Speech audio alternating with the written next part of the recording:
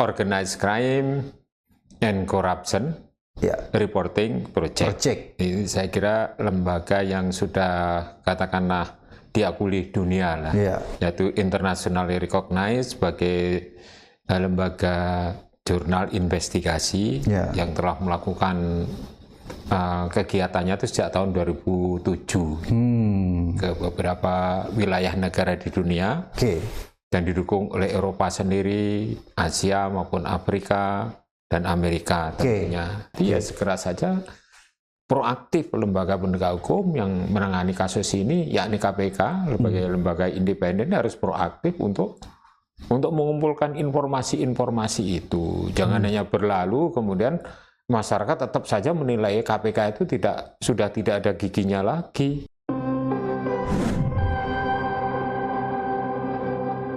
Sudah ada NGO internasional yang menyebut Pak Jokowi salah satu dari tokoh terkorupsi dunia, itu ada tanggapan Pak?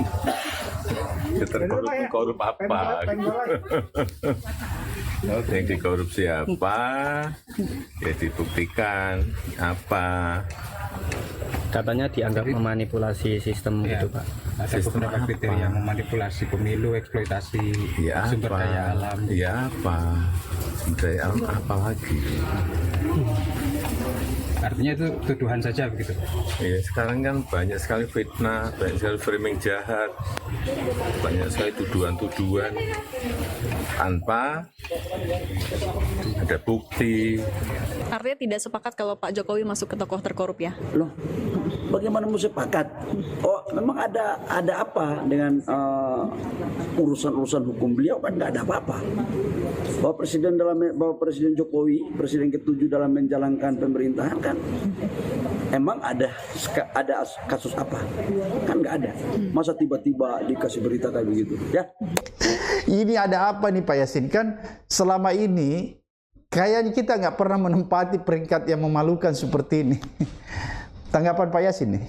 Ya, ini lembaga ini kan baru nih. Tapi kredibel Pak Yasin? Ya, kredibel, yaitu Organized Crime and Corruption Reporting Project. Ini saya kira lembaga yang sudah katakanlah diakui dunia lah, yaitu internationally recognized sebagai lembaga jurnal investigasi yang telah melakukan kegiatannya itu sejak tahun 2007 ke beberapa wilayah negara di dunia dan didukung oleh Eropa sendiri, Asia maupun Afrika dan Amerika tentunya. Nah, yang terakhir itu kan Panama Papers. Panama Papers. Itu yang terkait dengan Latin Amerika atau Amerika Latin itu.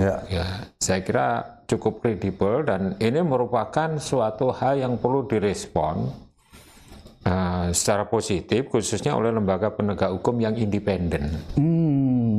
Jadi telah ada 700 kasus yang melibatkan pejabat yang katakanlah menjadi concernnya OCCRP ini, dan diantaranya itu adalah 602-nya itu sudah prosecuted, yaitu sudah terdakwa dia itu atau orang-orangnya itu karena respon dari lembaga penegak hukum di mana pejabat itu disebutkan di negara mana gitu. Nah, kalau merefer kasus ini, ini KPK itu harus proaktif.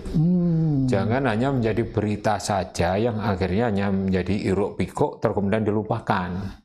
Nah, apalagi ini berbarengan dengan isu adanya data-data yang dikumpulkan oleh Hasto Kristianto yang disimpan oleh Ibu Koni, tempatnya di Rusia, nyimpannya kenapa harus di sana, kan begitu.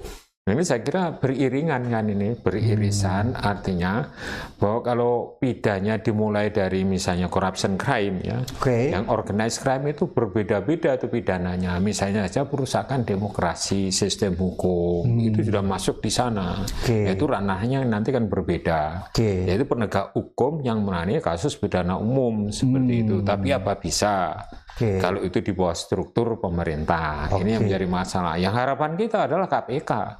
Ya, KPK ini harus melakukan katakanlah penyelidikan ini ya, mengundang atau menangani kasus ini melalui informan handling, melalui pengusutan ada atau tidaknya transfer yang mencurigakan di saat katakanlah rezim itu berkuasa, rezim Jokowi yang dalam hal ini itu ke PPATK.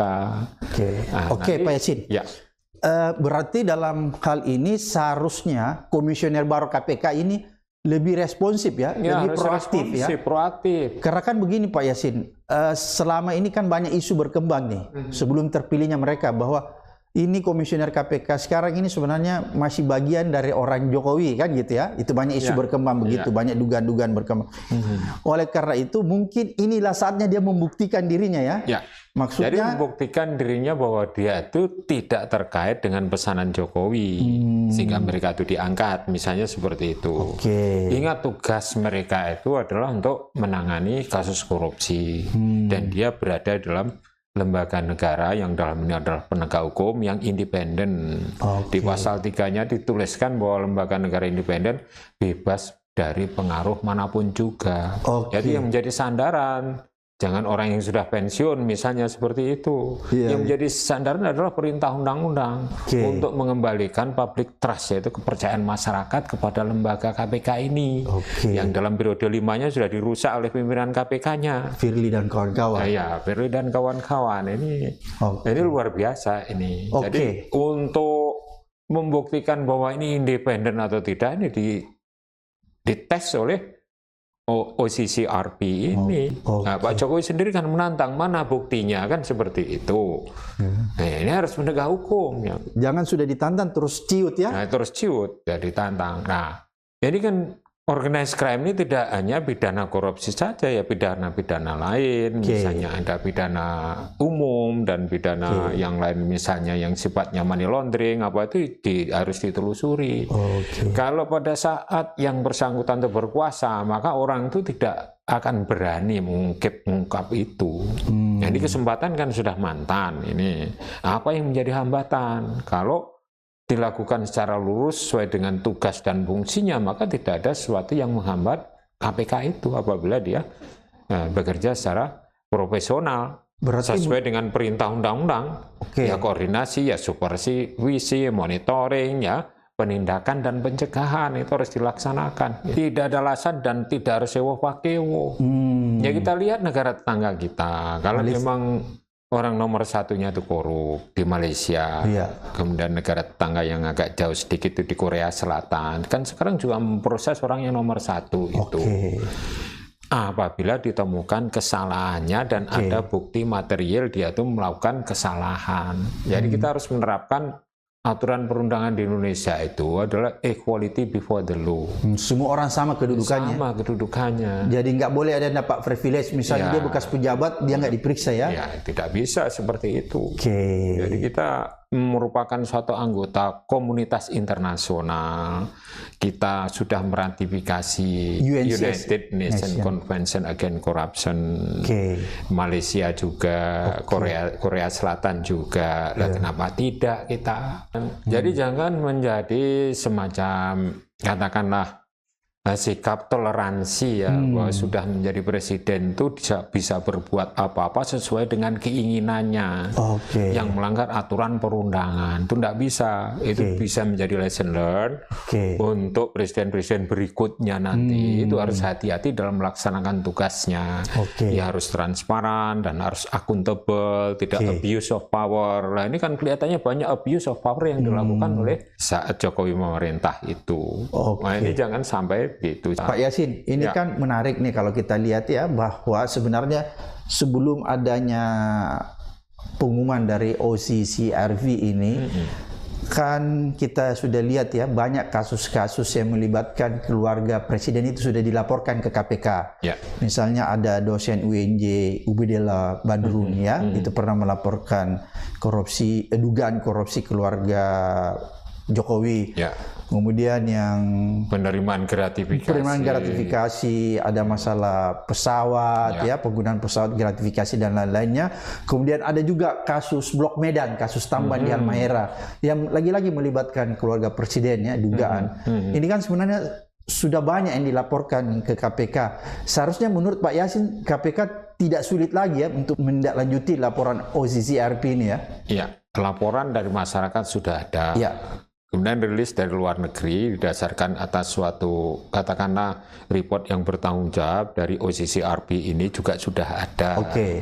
Kemudian digabungkan dengan data yang dihimpun oleh misalnya Hasto, apabila itu benar, kita kan nggak tahu gitu apa isinya. Itu ya segera saja proaktif lembaga penegak hukum yang menangani kasus ini, yakni KPK, lembaga independen harus proaktif untuk mengumpulkan informasi-informasi itu. Jangan hanya berlalu kemudian masyarakat tetap saja menilai KPK itu sudah tidak ada giginya lagi. Kalau memang ada keterlibatan misalnya keluarga Jokowi atau presiden seperti yang dilansir oleh OCCRP ini, harusnya KPK ini lebih proaktif ya Pak Yasin ya? Harus lebih proaktif, apalagi sedang bangun IKN. Oke. Jadi, di IKN itu banyak dugaan juga Pak Yasin ya?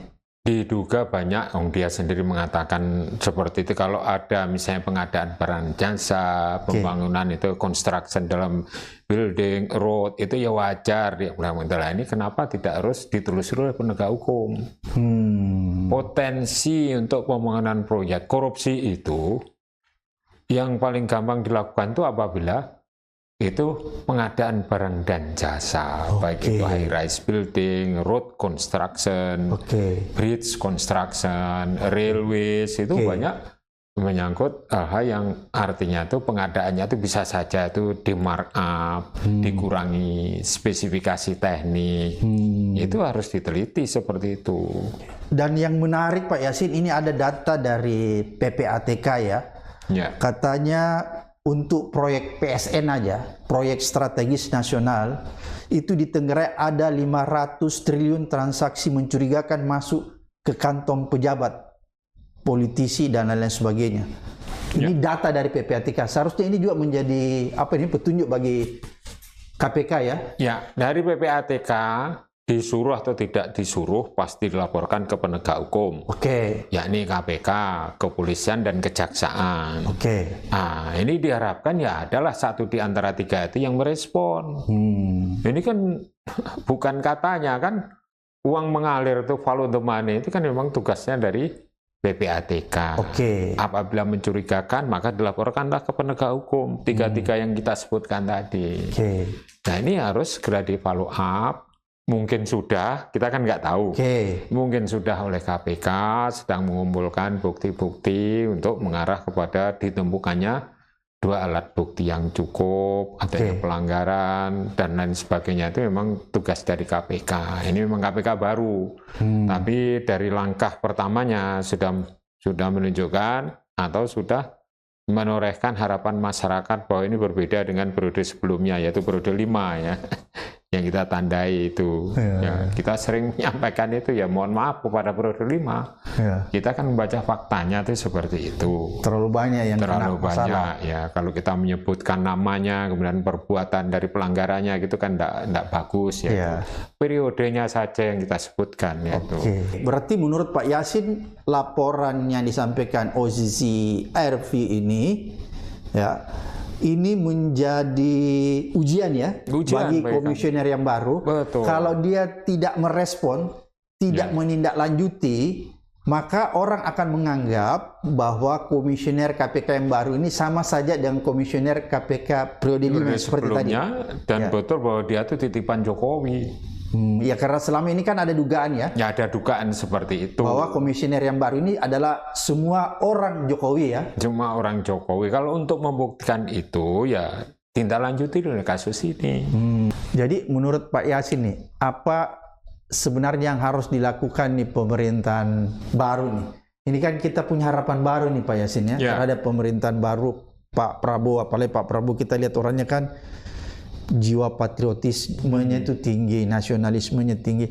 Apakah Pak Prabowo perlu nih, bukan mengintervensi ya, perlu memberi arahan, atau bukan memberi arahan, memberi support, memberi semangat aparat penegak hukum, dalam hal ini KPK, untuk menindaklanjuti laporan dari OCCRP itu? Seharusnya seperti itu. Dan apabila kita balik seandainya tidak memberikan suatu katakanlah sinyal yang lampu hijau untuk mendorong menindaklanjuti dari laporan dari OCCRP ini, KPK lah yang harus bertindak. Respon ya. Harus respon, harus melakukan suatu katakanlah kegiatan penyelidikannya, yaitu investigative action, yaitu untuk mengumpulkan bukti-bukti dari sumber manapun juga, sehingga seperti apa yang kita baca dalam rilis itu. Jadi negara-negara lain tidak membiarkan apabila ada laporan itu ditindaklanjuti. Tuh, jangannya dibiarkan saja berlalu, kemudian benar apa kata orang-orang dugaan sementara kan, OCCRP ini tidak akan berlanjut. Padahal di kasus-kasus sebelumnya di negara lain tuh 602 dari 700 yang 100 itu mundur dari jabatannya karena disinyalir yang melakukan hal itu mundur. Kemudian ada yang diproses hukum, udah masuk tahapan penyidikan atau prosecuting ya, masuk dalam penuntutan gitu lah. Benar atau tidaknya kan setelah di pengadilan. Ini pun juga kita kembalikan. Apabila memang Pak Jokowi tidak melakukan itu, didasarkan atas pengumpulan informasi, kan menjadi sebaliknya membersihkan nama dia, gitu loh. Tapi harus diperiksa dulu, jangan dibiarkan, gitu loh. Jadi kan pembuktiannya nanti di pengadilan. Kalau pengadilannya juga fair, kita proses hukumnya juga fair, belum tentu pemeriksaan itu berujung kepada pemidanaan bila yang bersangkutan tidak melakukan tindak pidana. Jadi pinter-pinternya yaitu tuntutan dari masyarakat itu bagaimana penegak hukum itu jadi profesional dalam hal ini. Kalau memang tidak berbukti ya dipertanggungjawabkan, disampaikan kepada publik bahwa tidak ada bukti. Gitu. Kalau memang ada bukti ya diproses hukum. Jangan membiarkan. Jangan by omission ya. Iya. Berarti menarik nih apa yang disampaikan Pak Yasin, bahwa sebenarnya momen laporan OCCRP ini sangat penting bagi Pak Jokowi juga untuk membuktikan dirinya kalau dia tidak bersalah ya. Nah, jadi artinya dengan diperiksanya, misalnya kalau KPK melakukan pemeriksaan ini sekaligus juga kesempatan untuk Pak Jokowi ya. Kalau misalnya ternyata memang dia tidak ada masalah, dia bisa namanya bersih kembali. Tapi kalau misalnya tidak diperiksa, justru namanya jadi terkatung-katung ya. Jadi terkatung-katung. Harus diperiksa, dibuktikan bahwa untuk membersihkan namanya yang bersangkutan sendiri atau serela atau volunteer untuk bisa diperiksa, silakan kalau mau periksa saya.